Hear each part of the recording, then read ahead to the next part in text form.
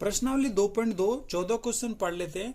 लक्ष्मी एक बैंक में खजांची है। उसके पास नकदी के रूप में 100 रुपए, 50 रुपए व 10 रुपए वाले नोट हैं। उनकी संख्याओं में क्रमशः 2, 3, 5 का अनुपात है और उनका कुल मूल्य 4 लाख रुपए है।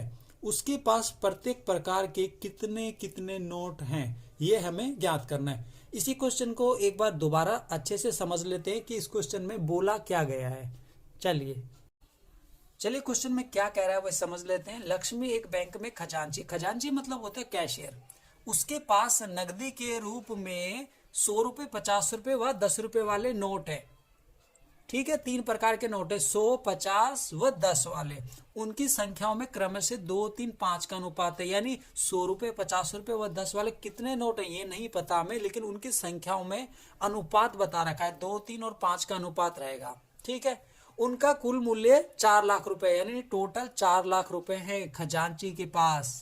ठीक है, 4 लाख रुपए हैं। उसके पास प्रत्येक प्रकार के कितने कितने नोट हैं ये हमें ज्ञात करना है।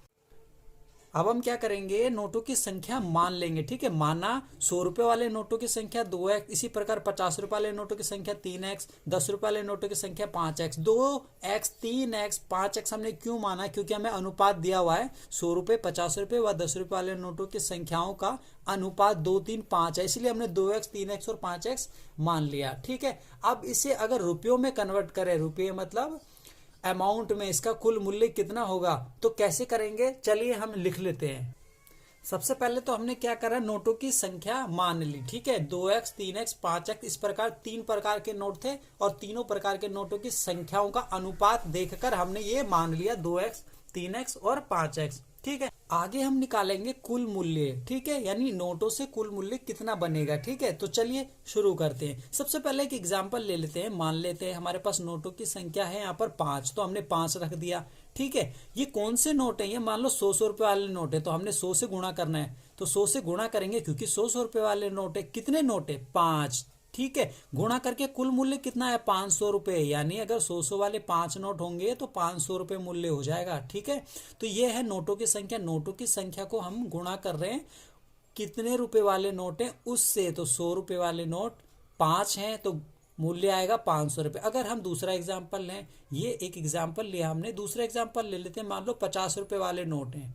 ठीक है, कितने नोट है ये हमें लिखना पड़ेगा। मान लो अगर हम बोलते हैं कि यहाँ पर 4 नोट है।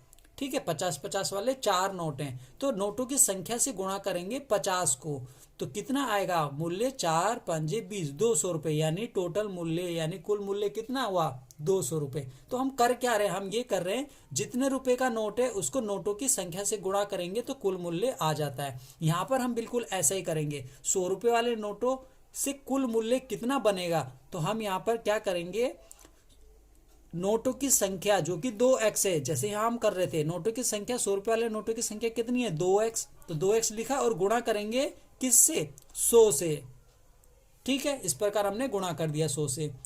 इसी प्रकार 50 रुपए वाले नोटों की बात करें तो 50 रुपए वाले नोटों की संख्या कितनी है, 3x, तो यहाँ पर लिखा 3x और गुणा करेंगे किससे, 50 से, क्योंकि नोट 50 रुपए वाले हैं।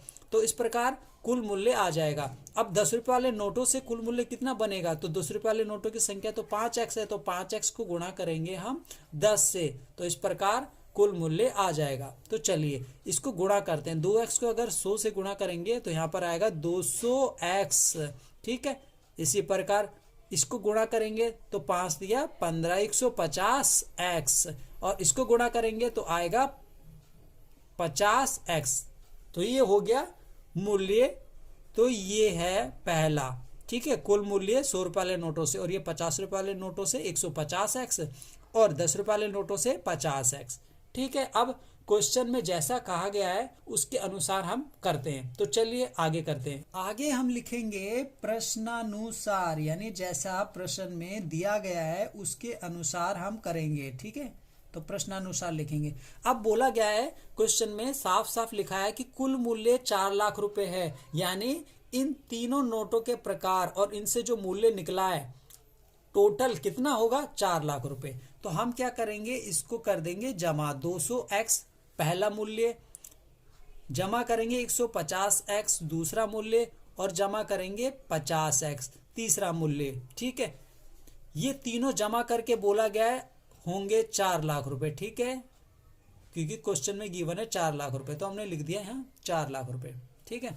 अब इसको करेंगे हल, पूरा हल करेंगे और x का मान निकालेंगे, ठीक है। तो चलिए आगे करते हैं। ये भी x है, ये भी x है, ये भी x है, तीनों x वाली संख्या जोड़ देंगे तीनों को, ठीक है। और आएगा कितना, यहाँ पर आएगा 400x आएगा, और बराबर में 4 लाख, ऐसे का ऐसे ही हम लिख देंगे, ठीक है। तो ये लिख दिया 4 लाख। अब क्या करेंगे, अब x का मान निकालेंगे, बहुत ही आसान है। चलिए इधर कर लेते हैं, तो यहाँ पर एक लाइन खींच लेते हैं और फिर इधर करेंगे, हम x का मान निकालेंगे। यहाँ पर जो एग्जाम्पल था वो मैंने मिटा दिया है, इसके आगे अब हम यहाँ सॉल्व करेंगे। तो चलिए शुरू करते हैं। 400x जो लिखा था यहाँ पर, हम क्या करेंगे, अब 400x नहीं लिखेंगे, सिर्फ x लिखते हैं। क्यों, क्योंकि 400 चले जाएगा बटे में, 4 लाख के बटे में चले जाता है। तो चलिए 4 लाख के बटे में इसको ले जाएंगे और यहाँ लिखेंगे सिर्फ 400। अब इसको काटेंगे तो बिल्कुल आसानी से कट जाएगा।